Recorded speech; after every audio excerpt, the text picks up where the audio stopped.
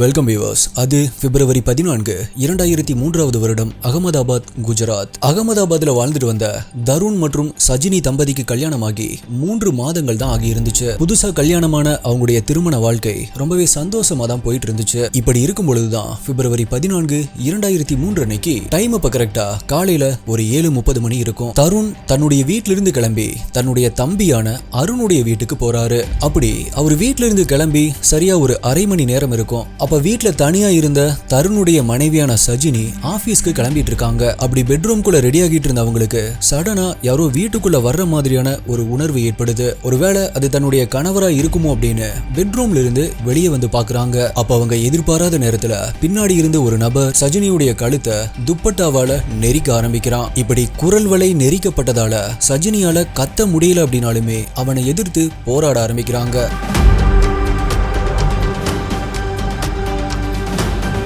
இது நடந்து கொஞ்ச நேரம் கழிச்சு தம்பி வீட்டுக்கு போயிருந்த தருண் அங்க வீட்டுக்கு வராரு. அப்படி அவர் வீட்டுக்குள்ள நுழையும் பொழுது வீட்டுக்குள்ள இருந்த பொருட்கள் எல்லாமே களைஞ்சு கிடக்கிறத பாக்குறாரு. இத பார்த்து குழம்பி போனவரு உடனடியா சஜினியுடைய பெட்ரூம்குள்ள ஓடி போய் பாக்குறாரு. அங்க தன்னுடைய மனைவி சஜினி துப்பட்டாவால கழுத்து நெரிக்கப்பட்டு இறந்த நிலைமையில பெட்ல கிடக்கிறத பார்த்து அதிர்ச்சி ஆகுறாரு. உடனடியா அவருடைய தம்பி அருணுக்கு கால் பண்ணி நடந்த விஷயத்த அழுதுட்டே சொல்றாரு. அப்படி சொல்லிட்டு வீட்டை விட்டு கத்திட்டே வெளியே ஓடிய தருண் அவருடைய நெய்பர்ஸ் கிட்ட சொல்லி கத்தி அழுக ஆரம்பிக்கிறாரு. உடனடியா பக்கத்துல இருந்த நெய்பர்ஸும் என்னாச்சு அப்படின்னு வீட்டுக்குள்ள வந்து பாக்குறாங்க. அதே சமயத்துல சஜினியுடைய இறந்த உடலை பார்த்து கதறி அழுதுட்டு இருந்த தருணம் சடனா அந்த இடத்திலேயே மயங்கி விழுந்துடுறாரு. போலீஸ்க்கு இன்ஃபார்ம் பண்ணப்பட்டு போலீஸ் அங்க வராங்க. இன்வெஸ்டிகேஷனை ஸ்டார்ட் பண்ண போலீஸ் ஃபைனலா பிரவீன் அப்படிங்கிறவனை அரெஸ்ட் பண்றாங்க. இந்த பிரவீன் யாரு, எதுக்காக சஜினியை இவன் கொலை பண்ணா, நிஜமாவே அன்னைக்கு சஜினிக்கு என்ன நடந்துச்சு, போலீஸ் எப்படி இந்த பிரவீனை கண்டுபிடிச்சாங்க அப்படிங்கிற ரொம்பவே இன்ட்ரெஸ்டிங்கான இன்வெஸ்டிகேஷன் டீடைல்ஸை பத்தி தான்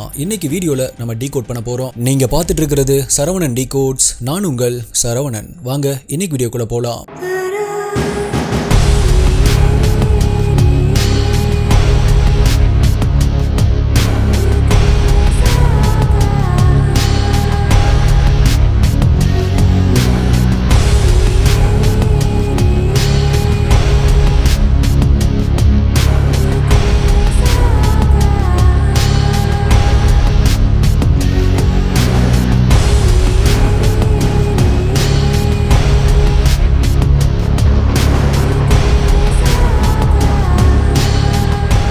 உங்களுக்கு crime thriller, mystery, strange, solved, unsolved cases இதெல்லாம் பிடிக்கும் அப்படின்னா நீங்க இதோடைய ஃபேன் அப்படின்னா இப்பவே நம்மளுடைய சேனலுக்கு சப்ஸ்கிரைப் பண்ணிக்கோங்க. ஏன் அப்படின்னா இந்த மாதிரியான வீடியோஸ் தான் ஒரு நாள் விட்டு ஒரு நாள் நம்மளுடைய சேனல்ல வரும். மேலும் இந்த வீடியோல நான் சொல்ற யூடியூப்ல காமிக்க முடியாத crime scene images, crime scene videos எல்லாமே நம்மளுடைய டெலிகிராம் குரூப்ல தான் அப்டேட் பண்ணுவேன். யூடியூப்ல கரெக்டா நோட்டிபிகேஷன் வராதவங்களுக்குமே அங்க இன்ஸ்டன்டா அப்டேட் வந்துடும். நம்மளுடைய அஃபீஷியல் டெலிகிராம் குரூப்புடைய லிங்க் டிஸ்கிரிப்ஷன் பின்னாடி கமெண்ட்ல கொடுத்துருக்கேன். அதுல ஜாயின் பண்ணி செக் பண்ணி பாருங்க.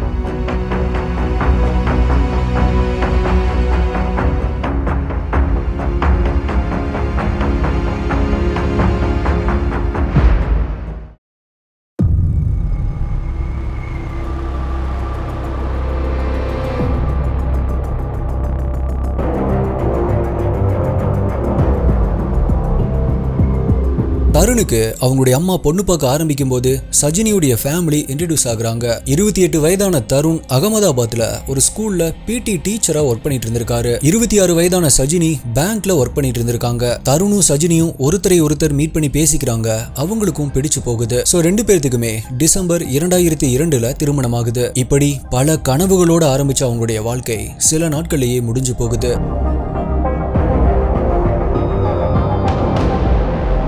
இன்வெஸ்டிகேஷனை ஸ்டார்ட் பண்ண போலீஸ் எல்லா ஆங்கிள்லயும் விசாரிக்க ஆரம்பிக்கிறாங்க. சஜினியுடைய relatives, neighbours, also Sajini work பண்ற இடத்துல அப்படின்னு இப்படி ஒருத்தரை கூட விடாம எல்லாரையுமே இன்வெஸ்டிகேட் பண்றாங்க. சஜினியுடைய கணவர் தருணையும் இன்வெஸ்டிகேட் பண்றாங்க. அப்படி விசாரிக்கும் பொழுது கொலை நடந்த சமயம் தருண் அந்த இடத்திலேயே இல்ல அப்படிங்கிறது கன்ஃபார்ம் ஆகுது. அதாவது தருண் வீட்டை விட்டு கிளம்பி அரை மணி நேரம் கழிச்சு அவர் திரும்பவும் வீட்டுக்கு வர்றதுக்கு கொஞ்ச நேரத்துக்கு முன்னாடி தான் இந்த சம்பவம் நடந்திருக்கு. அப்படி இந்த சம்பவம் நடக்கும் பொழுது தருண் அவருடைய தம்பி அருண் வீட்ல இருந்ததா சொல்லியிருக்காரு. அதே போல அவர் தன்னுடைய தம்பி வீட்ல இருந்ததற்கான அளவையும் இருந்திருக்கு.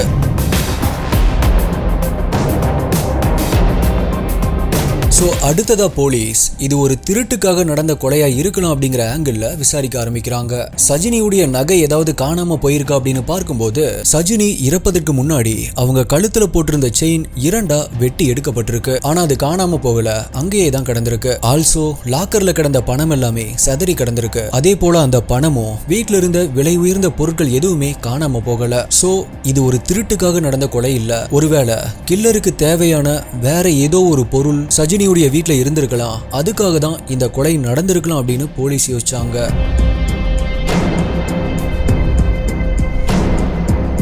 அடுத்ததா போலீஸ் கிரைம் சீன்ல மோப்ப நாய்களை விட்டு சர்ச் பண்ணி பாக்குறாங்க.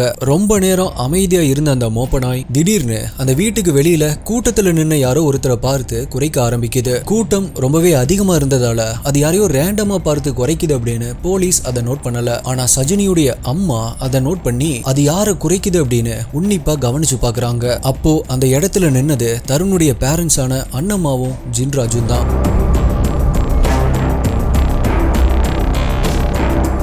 இப்படி சஜினியுடைய அம்மா தன்னை பாக்குறாங்க அப்படிங்கறத நோட் பண்ண அண்ணம்மா லைட்டா பதட்டமாக ஆரம்பிக்கிறாங்க. இதனால சஜினியுடைய அம்மாக்கு லைட்டா சந்தேகம் வந்தாலுமே அப்படியெல்லாம் இருக்காது அப்படின்னு அதை பெருசா எடுத்துக்காம விட்டுறாங்க. அப்போ அண்ணம்மாக்கு பின்னாடி தருண் வந்து நிக்கிறாரு. மயங்கி விழுந்ததால ஹாஸ்பிட்டலுக்கு கூட்டிட்டு போகப்பட்ட தருண் அங்க வந்ததால அந்த இடத்துல நின்னுட்டு இருந்த எல்லாருமே அவர்கிட்ட ஆறுதல் சொல்றதுக்காக கூட்டமா கூடிடுறாங்க.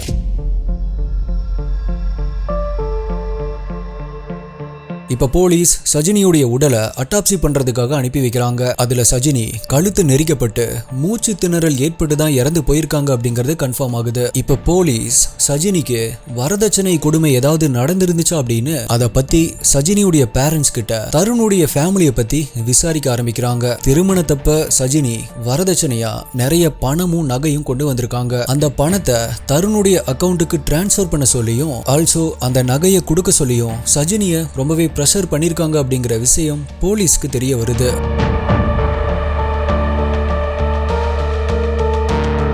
ஆக்சுவலா இந்த இடத்துல சஜினி அந்த நகை பணத்தை கொடுக்க முடியாது அப்படின்னு சொல்லிட்டதால அவங்கள ஒருவேளை கொலை பண்ணிருப்பாங்களோ அப்படின்னு நினைச்சா அதுதான் இல்ல. இப்படி தன்னுடைய நகை மற்றும் பணத்தை தன்னுடைய மாமியார் வீட்டுல கேக்குறாங்க அப்படின்னு சஜினி அவங்களுடைய பேரண்ட்ஸ்க்கு கால் பண்ணி கேக்குறாங்க. சஜினியுடைய பேரண்ட்ஸோ இதெல்லாம் சகஜம்தான், எல்லாருடைய வீட்லயுமே இப்படிதான் நடக்கும், அவங்க சொன்ன மாதிரியே பண்ணு அப்படின்னு அட்வைஸ் பண்ணிருக்காங்க. சோ சஜினியும் தன்னுடைய பேரண்ட்ஸ் உடைய அட்வைஸ் படி அந்த பணம் நகை எல்லாத்தையுமே தருணுடைய அக்கௌண்ட்டுக்கு டிரான்ஸ்ஃபர் பண்ணி கொடுத்திருக்காங்க. ஆனா கில்லருடைய டார்கெட் சஜினியுடைய பணமோ நகையோ கிடையாது. அந்த டார்கெட்டே சஜினி தான் அப்படிங்கிறது அப்ப யாருக்குமே தெரியாது.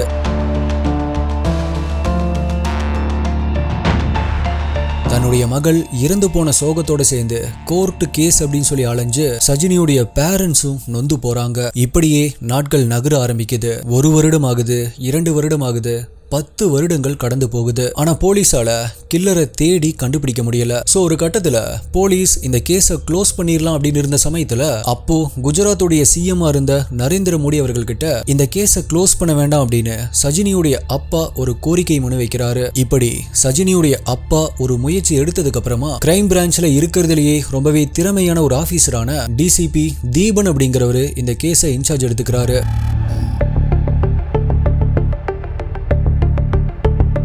டிசிபி தீபன் இந்த கேஸை இன்சார்ஜ் எடுத்து கேஸை ஃபுல்லா ஸ்டடி பண்ணதுக்கு அப்புறமா அவருடைய மொத்த சந்தேகமும் தருணுடைய ஃபேமிலி மேல தான் திரும்புது. சோ சீக்ரெட்டா அந்த ஃபேமிலி மெம்பர்ஸ் உடைய நடவடிக்கையை நோட் பண்ண ஆரம்பிக்கிறாரு. அப்படி நோட் பண்ணதுல தருணுடைய அம்மாவான அண்ணம்மாவுடைய நடவடிக்கைகள் மேல இவருக்கு சந்தேகம் வர ஆரம்பிக்குது. அதனால அண்ணம்மாவுடைய போன் ரெக்கார்ட்ஸை ட்ரேஸ் பண்ண ஆரம்பிக்கிறாங்க. அப்படி ட்ரேஸ் பண்ணதுல அடிக்கடி அண்ணம்மாவிற்கு பிரவீன் பட்லி அப்படிங்கிற ஒரு நபர் கால் பண்ணி பேசிட்டு இருக்கான் அப்படிங்கறதும், அப்படி கால் பண்ணி பேசுறது மட்டும் இல்லாம அந்த பிரவீனையும் பிரவீனுடைய மனைவி நிசாவையும் அண்ணம்மா அடிக்கடி சீக்ரெட்டா மீட் பண்ணி பேசியிருக்காங்க அப்படிங்கிற ஒரு ஷாக்கிங்கான விஷயம் போலீஸ்க்கு தெரிய வருது.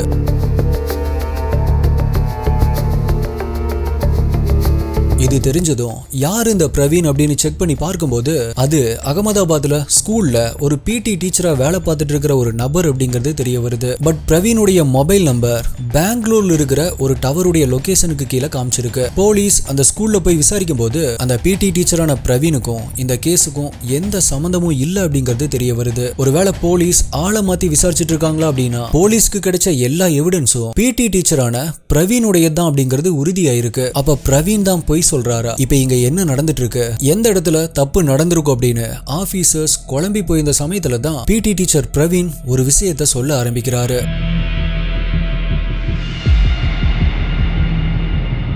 பிரவீன் போலீஸ் கிட்ட என்னுடைய ஒரிஜினல் சர்டிபிகேட்ஸ் எல்லாம் 15 வருடங்களுக்கு முன்னாடி தொலைஞ்சு போயிருச்சு அப்படின்னு சொல்றாரு. அப்பதான் போலீஸ் பிரவீனுடைய மொபைல் லொகேஷன் பெங்களூர்ல காட்டின விஷயத்தை பத்தி கேக்குறாங்க. அதுக்கு பிரவீனோ இது என்னுடைய மொபைல் நம்பரே இல்ல அப்படின்னு சொல்லியிருக்காரு. அதுக்கப்புறமா தான் எல்லா டாட்ஸையுமே கனெக்ட் பண்ணி பார்த்த டிசிபிக்கு ஏன் அந்த கில்லர் பிரவீன் பட்லியுடைய ஐடென்டிட்டியை திருடி அதே பிரவீனுடைய பேர்ல வேற எங்கேயாவது வாழ்ந்துட்டு இருக்க கூடாது அப்படின்னு நினைக்கிறாரு.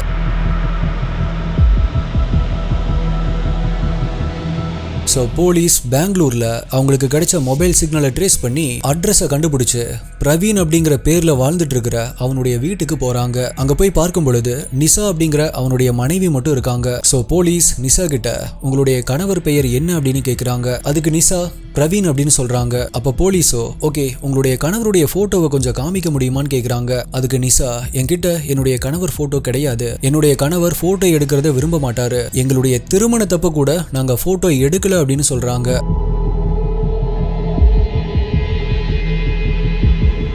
இப்ப போலீஸ் ஓ அப்படியா, அப்ப அவரை நாங்க நேர்லயே போய் பாத்துக்கிறோம், இப்ப அவர் எங்க இருப்பாரு அப்படின்னு கேக்குறாங்க. அப்ப நிசா பிரவீன் ஒர்க் பண்ற ஆபீஸோடைய அட்ரஸ சொல்றாங்க. உடனடியா போலீஸ் ஒரு டீமோட பிரவீனா நடிச்சிட்டு இருக்கிற அவனுடைய ஆபீஸோடைய அட்ரஸ்க்கு போறாங்க. அங்க போய் பிரவீனை பார்க்கணும் அப்படின்னு கேட்டப்ப உள்ள வேலை செஞ்சுட்டு இருந்த பிரவீன் வெளியே வரான். பிரவீனா நடிச்சிட்டு இருந்த அவனுக்கு போலீஸ பார்த்த உடனே முகமெல்லாம் வேர்க்க ஆரம்பிக்குது. அப்ப டிசிபி தீபன் பிரவீனை பார்த்ததுமே ஹேண்ட் ஷேக் கொடுக்குறாரு. அப்படி ஹேண்ட் ஷேக் பண்ணிட்டே என்ன மிஸ்டர் தருண் எப்படி இருக்கீங்க, அகமதாபாத்துக்கு போலாமா அப்படின்னு கேக்குறாரு.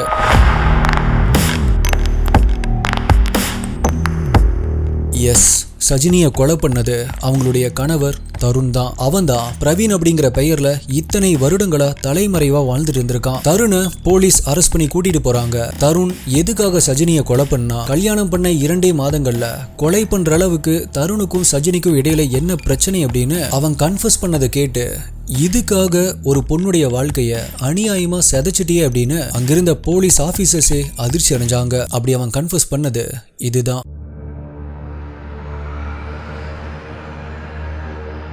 தருண் ஒரு பேஸ்கெட் பால் பிளேயர் அப்படிங்கறதால ஒரு நாள் அவன் கிரவுண்ட்ல விளையாடிட்டு இருக்கும் பொழுது அனிதா அப்படிங்கிற ஒரு பொண்ணை மீட் பண்றான். அனிதாவும் ஒரு பேஸ்கெட் பால் பிளேயர் அப்படிங்கறதால 2 பேரும் ஃப்ரெண்ட் ஆகுறாங்க. நாளடைவுல காதலிக்க ஆரம்பிக்கிறாங்க. சோ தருண் அனிதாவை கல்யாணம் பண்ணிக்க ஆசைப்படுறதா தன்னுடைய வீட்டுல சொல்லியிருக்கான். ஆனா அண்ணம்மாவோ அனிதாவுடைய கேஸ்ட காரணம் காட்டி இந்த கல்யாணத்துக்கு சம்மதிக்க மாட்டேன் அப்படின்னு சொல்லியிருக்காங்க. சோ தருண் இந்த விஷயத்த அனிதா கிட்ட சொல்லியிருக்கான். அனிதாவும் ஓகே என்னுடைய வீட்லயும் மாப்பிள்ளை பார்த்துட்டு இருக்காங்க, இன்னும் 2 மாசத்துல எனக்கும் கல்யாணம் ஆகிரும் அப்படின்னு சொல்லியிருக்காங்க. அதுக்கப்புறமா தான் தருணுக்கும் சஜினிக்கும் இடையில திருமணம் ஆகுது. ஆரம்பத்துல எல்லாமே நல்லா தான் போயிட்டு இருந்திருக்கு. தருண் மற்றும் சஜினி ரொம்பவே சந்தோஷமா தான் வாழ்ந்துட்டு இருந்திருக்காங்க. பட் அது எல்லாமே அனிதா கிட்ட இருந்து தருணுக்கு அந்த ஒரு ஃபோன் கால் வர்ற வரைக்கும் மட்டும்தான். தருணுக்கு கல்யாணமாகி சரியா 2 வாரங்கள் கழிச்சு அனிதா கிட்ட இருந்து தருணுக்கு ஒரு போன் வருது. போன்ல பேசின அனிதா தன்னுடைய திருமணம் நின்னு போயிருச்சு அப்படின்னு சொல்லியிருக்காங்க. இத கேட்ட உடனே தருணுடைய புத்தி மாற ஆரம்பிக்குது. அதுக்கப்புறமா சஜினிய கொஞ்சம் கொஞ்சமா வெறுக்க ஆரம்பிச்சிருக்கான். சஜினி கிட்ட தான் அனிதாவை லவ் பண்ண விஷயத்த சொன்னா சஜினி கோவமா ரியாக்ட் பண்ணுவாங்க. அதையே காரணமா வச்சு 2 பேரும் மியூச்சுவலா டிவோர்ஸ் அப்ளை பண்ணி பிரிஞ்சிடலாம் அப்படின்னு தருண் ரொம்பவே எதிர்பார்ப்போட காத்துட்டு இருந்தான். இதை கேட்ட சஜினியோ ரொம்பவே பொறுமையான அதே நேரத்துல ரொம்பவே நல்ல குணமுடைய ஒரு பொண்ணா இருந்ததால தருண் கிட்ட உங்களுடைய பாஸ்ட் லைஃப் பத்தி எனக்கு எந்த ஒரு கவலையுமே இல்ல அப்படின்னு சொல்லிடுறாங்க.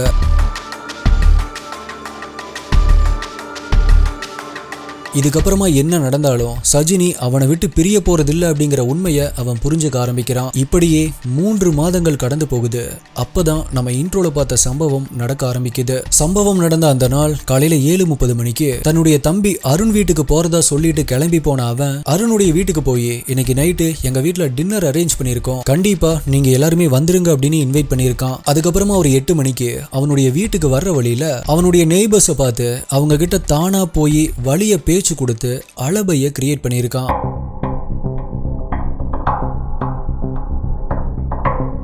அப்போ யாரும் பார்க்காத நேரத்துல அவனுடைய வீட்டுடைய பேக் டோர் வழியா உள்ள போனவன் பின்னாடி இருந்து துப்பட்டாவால சஜினியுடைய கழுத்தை நெரிச்சு கொலை பண்ணியிருக்கான். இப்போ இத திருட்டுக்காக நடந்த ஒரு கொலை அப்படின்னு காட்டுறதுக்காக சஜினியுடைய செயினை 2 கட் பண்ணி அங்கேயே போட்டிருக்கான். அதுக்கப்புறமா லாக்கர்ல வீட்டுல இருந்த எல்லா பொருட்களையுமே வேணும்னே களைச்சு விட்டுருக்கான். அதுக்கப்புறமா அந்த வீட்டுல இருக்கிற போன்ல இருந்தே அவனுடைய லவர் அனிதாக்கு கால் பண்ணி நம்ம காதலுக்கு குறுக்கு இருந்த அந்த தடையை கிளியர் பண்ணிட்டேன் அப்படின்னு சொல்லியிருக்கான்.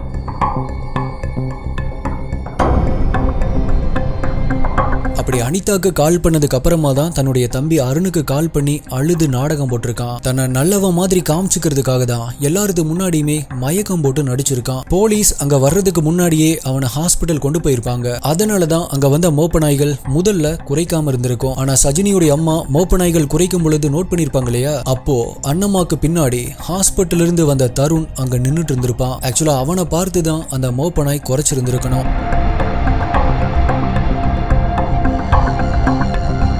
இப்படி கொலை பண்ண அடுத்த நாள் தருணுடைய லவர் அனிதா கிட்ட இருந்து அவனுக்கு ஒரு போன் கால் வருது. அப்ப தருண் அனிதா கிட்ட சஜினியுடைய 60 பவுன் நகை இருக்கு, மேலும் அவளுடைய நிறைய பணமும் இருக்கு, இதை எடுத்துட்டு நம்ம 2 பேரும் எங்கேயாவது போய் சந்தோஷமா வாழலாம் அப்படின்னு சொல்லியிருக்கான். ஆனா அதுக்கு அனிதாவோ ஒரு கொலைகாரம் கூட என்னால வாழ முடியாது அப்படின்னு ஒரே வார்த்தையில போனை கட் பண்ணிருக்காங்க. அதோட அனிதாக்கும் தருணுக்கும் இருந்த ரிலேஷன்ஷிப்பும் கட் ஆயிருது. தருண் யாருக்காக இப்படி பண்ணானோ அந்த பொண்ணே இப்படி சொன்னதுக்கு அப்புறமா அவனுக்கு என்ன பண்றது அப்படின்னு தெரியல. அதே சமயத்துல அப்ப விசாரிச்சுட்டு இருந்த போலீஸ் டீம்ல இருந்த சௌத்ரி அப்படிங்கிற போலீஸ்க்கு இவன் மேல டவுட் வர ஆரம்பிக்குது. அந்த டவுட்ல போலீஸ் தருண கஸ்டடியிலையும் எடுத்திருக்காங்க. ஆனா 2 நாட்கள் பெயில்ல வெளிவந்தவன் ஊர்ல இருந்து தப்பிச்சு ஓடி போயிருக்கான்.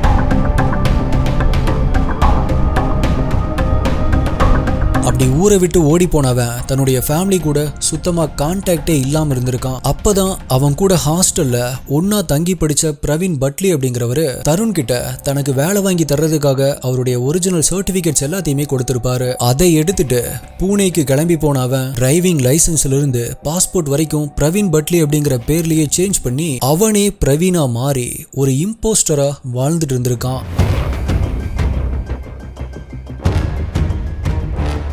2009 நிஷாவை மீட் பண்ணி தான் ஒரு அனாதை, தன்னுடைய அம்மா அப்பா ஆக்சிடென்ட்ல இறந்துட்டாங்க அப்படின்னு சொல்லி அவங்களை ஏமாத்தி கல்யாணம் பண்ணி பெங்களூர்லயே செட்டிலும் ஆயிருக்கான். அப்படி தருணுக்கும் நிஷாக்கும் 2 பசங்களும் இருக்காங்க. அவனுடைய பையனுக்கு 7 வயது ஆகும் பொழுதுதான் தன்னுடைய ஃபேமிலிய முதல் முறையா கான்டாக்டும் பண்ணியிருக்கான். தன்னுடைய அம்மா அண்ணம்மா கூட போன் பண்ணி பேசியிருக்கான். அதுக்கப்புறமா 2 பேரும் நேர்லயும் மீட் பண்ணியிருக்காங்க. ஆனா தன்னுடைய மனைவி நிஷா கிட்ட தன்னுடைய அம்மா அண்ணம்மாவை இவங்க தான் என்னை வளர்த்தவங்க அப்படின்னு இன்ட்ரோடியூஸ் பண்ணியிருக்கான். அப்பதான் அண்ணம்மாவுடைய ஆக்டிவிட்டி சரியில்லை அப்படின்னு போலீஸ் அவங்களுடைய போன் கால்ஸை ட்ரேஸ் பண்ண ஆரம்பிச்சிருப்பாங்க. ஃபைனலா பிரவீனா வாழ்ந்துட்டு இருந்த தருணை கண்டுபிடிச்சிருக்காங்க. தான் லவ் பண்ண பொண்ணு கூட வாழணும் அப்படிங்கிறதுக்காக, தனக்கு கால் பண்ணிட்டா அப்படிங்கிறதுக்காக கல்யாணம் பண்ணி 2 மாசம் கூட ஆகாத அப்பாவி பொண்ணை எதுக்காக கொலை பண்ணணும்? அதுக்கு கொலை பண்ணாம எதுவுமே சொல்லாம ஓடி போயிருக்கலாமே. கடைசியில எதுவுமே இல்லாம இப்ப ஜெயில இருக்கிறது தான் மிச்சம். கொலை பண்ணிட்டு தப்பிக்கிறது அவ்வளவு ஈஸி அப்படின்னு நினைச்சிட்டான் போல. எத்தனை நாட்கள் எத்தனை வருடங்கள் ஆனாலும் ஒரு நாள் கண்டிப்பா மாட்டியே ஆகணும். கண்டிப்பா